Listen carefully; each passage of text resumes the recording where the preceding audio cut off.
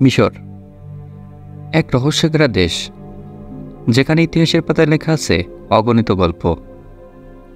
প্রাচীন মিশরের পিরামিডগুলি শুধুমাত্র তাদের বিশালত্বের জন্য নয়, বরং তাদের নির্মাণশৈলী এবং স্থাপত্যের জন্য বিখ্যাত।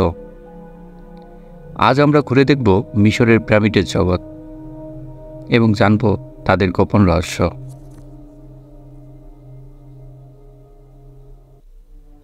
খুফুর পিরামিড, যা গ্রেট পিরামিড অব গিজা নামে পরিচিত, মানব সভ্যতার অন্যতম বড় এবং বিস্ময়কর একটি স্থাপত্য। প্রাচীন মিশরের এই পিরামিড আজও আমাদের অবাক করে দেয় এর নির্মাণশৈলী, আকার এবং স্থায়িত্বের জন্য। এটি গিজার 3টি প্রধান পিরামিডের মধ্যে সবচেয়ে বড় এবং প্রাচীন।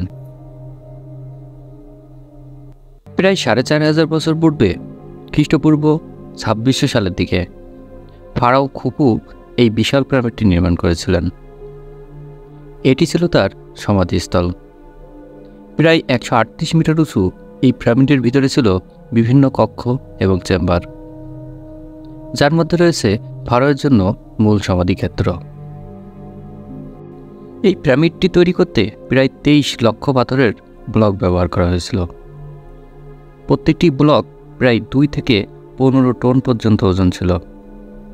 তবে এত ভারী পাথর কিভাবে এত উঁচুতে উঠানো হলো তা আজও এক বিস্ময়।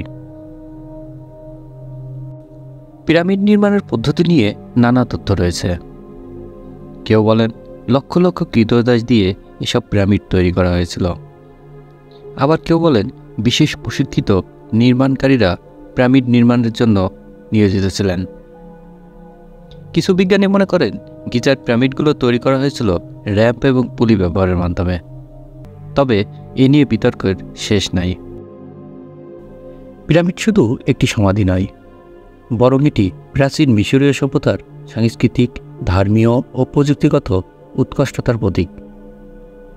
ফারাওদের দেবতা মনে করা হতো এবং তারা তাদের মৃত্যুর পর চিরস্থায়ী জীবন কামনা করতেন, যা এই পিরামিডগুলোর মাধ্যমে প্রতিফলিত হয়।